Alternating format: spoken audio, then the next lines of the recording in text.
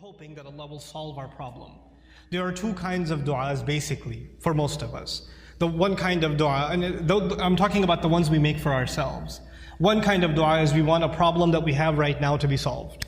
We have an issue, we have some circumstance, and we want Allah Azza wa Jal to protect us from falling into a worse problem, to secure the good things that we have, etc. And of course we make dua for our future. We make dua for ourselves, our children, and to take care of things in the future. Ya Allah, things are good right now, Ya Allah, keep them this way. Preserve what we have here.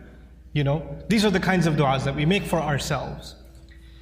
The thing that I wanted to highlight, and I've talked about this in another khutbah, but today's khutbah is slightly different, on a slightly different note, and that's why I chose Maryam Salamun Alayha. But the first thing I wanted to highlight is a quick reminder to all of you, is that your dua getting answered immediately or not getting answered immediately has nothing to do with whether or not Allah is happy with you. It has nothing to do with that. There's no connection between those two things. And even if there was a connection, you will never know. You cannot guess what the reason is. You know, you have the case of Nuh alayhi salam, who was a very loving father. He made da'wah, he invited his people to Islam for 950 years. Can you imagine? You think he made dua for his son? You think he made dua for his wife all those years? Or he didn't care about them? Someone who cares so much about his nation, they spit on him, they insult him, and he goes back to them and makes dua for them 950 years. You think he ignored his own son, his own wife? All those years of dua, and they didn't change. Isn't that the case? Does he blame himself? Yeah, maybe I didn't do something right. Or maybe Allah stopped listening to me. The reason I'm starting with that is people that were much better than we are, much better than we are, they also had similar problems. There are parents in the audience that make dua for their kids. And they see that their children are going away from the religion. They're going down a dark path. And they can't control it. And they're making dua for them. And they're not seeing that their dua is being answered. And now they're getting frustrated. Is there something wrong with me? Why isn't Allah answering? Well, you're not the first one to be put in that position. Our Messenger ﷺ made lots of dua. You don't think he made dua for his uncles? His family? You don't think he considered Abu Lahab when he made dua for guidance? And if he did, despite all of that loving dua, Allah Azza wa Jalla will Himself tell him, إِنَّكَ لَا تَهْدِي مَنْ أَحْبَبْتَ. You don't get to guide who you love. You know, there are people among us, there are children among us who wish their parents or their elders were acting in a more guided way. I've met so many young people whose parents are in a haram, explicitly haram business. And the children, the son and the daughter is trying to tell the father and the mother, please get out of this. We're dependent on you, you're paying my college tuition, you're providing for us, but you're providing for us from haram income. And I'm not in a position to provide for the family right now, but this is wrong. And then they're told you're being disrespectful, you shouldn't talk back to your parents, etc., etc. Now, it's the flip side. It's the children making dua for the guidance of their parents. But things aren't changing. Things are where they were. These frustrating situations happen. And then on top of that are situations like health calamity. Not just family problems, but health calamity. Or you can't find a job, you have money problems. And you're making dua to Allah. You ask yourself, I even did i'tikaf last year. And I kept making dua and I didn't pick my head up from sajda all night long, and still I have this problem. Still it didn't go anywhere. So the first thing I want to remind myself and all of you is that prophets ﷺ, all of them, much before us, Allah mentions their du'as consistently in the Quran. And Allah also mentions their problems consistently in the Quran. You don't think, for example, that Yaqub alayhi salam, the father of 12 sons, made dua for all of his sons? And especially for his son Yusuf, when he lost his son Yusuf, you don't think he made dua for Yusuf's safety, that Yusuf should come back home, that he could look at his beautiful son once again? We know that he cried so much he lost his eyesight. Ibiyaddat aynahu. He lost his eyes over crying over his son. And all of those du'as for so many years go unanswered, and then eventually they get answered. You don't think that, you know, the mother of Musa alayhi salam, when she put her baby in the water and the river just takes the basket away, the basket could flip over any time. And how do you know the basket is waterproof? How do you know it's not going to leak? How do you know it's not going to hit a rock and it's done? You know, you're throwing something in a river. It's not a joke, it's a baby in a river. You don't think that mother is making dua to Allah? And notice the difference. In that case, in the case of Musa's mother, she makes dua to Allah, and a few hours later, she's reunited with her son. Just a few hours later. By the time the baby is hungry for the next meal, he's back with his mother. And in the other case, with the case of Yusuf alayhi salam, he was separated from his father. But he wasn't reunited with his father for many years. For many, many years. We are going to go through difficulty in life. And all of our problems are not going to be solved because we made a dua to Allah. Understand the reality of dua. What is the purpose of dua? We often confuse dua with talab. Talab in Arabic means to ask for something, to demand something. Dua means literally to call. That's what it means.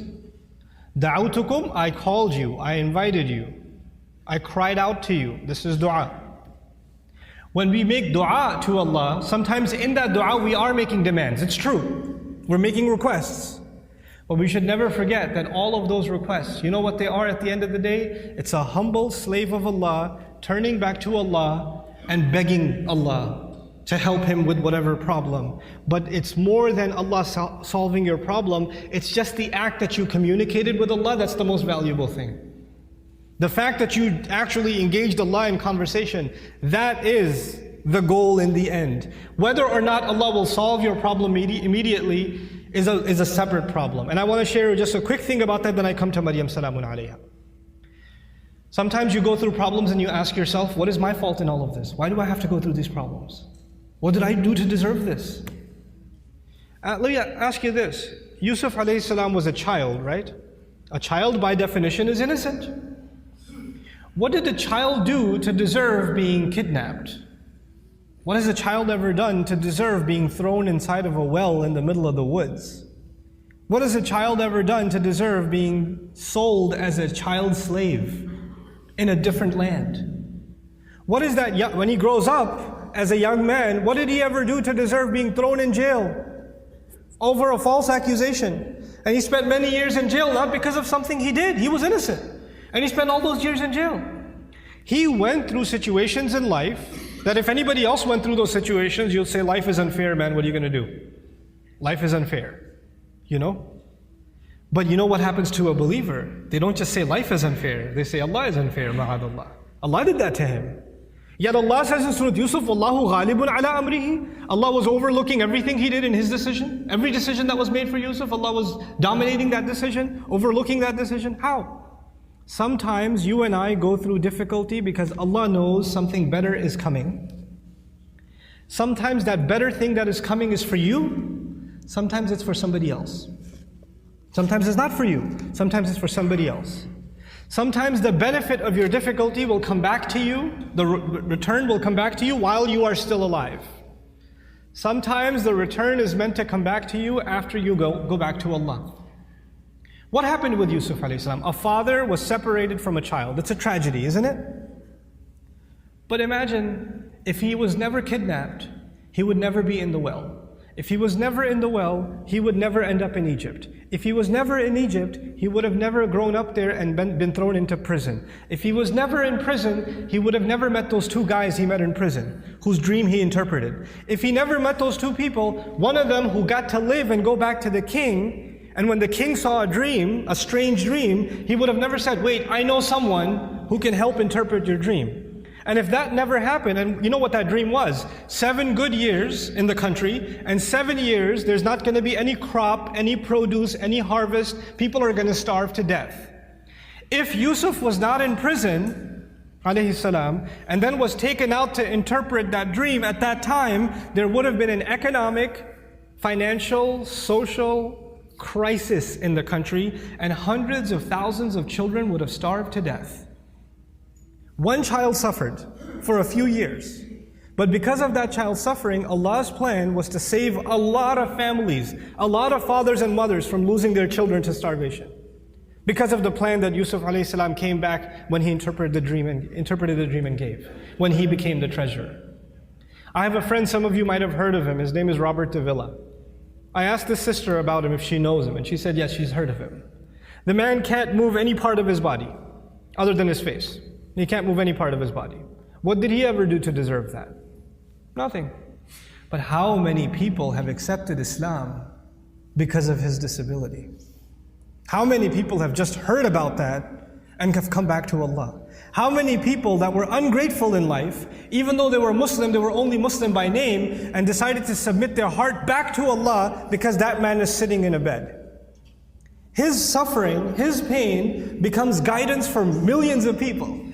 You understand? Sometimes the difficulty you and I go through is actually a small price to pay for a lot of khair, a lot of good that will either come to me now or it will come to me in the akhirah, will come to me after I go back to Allah.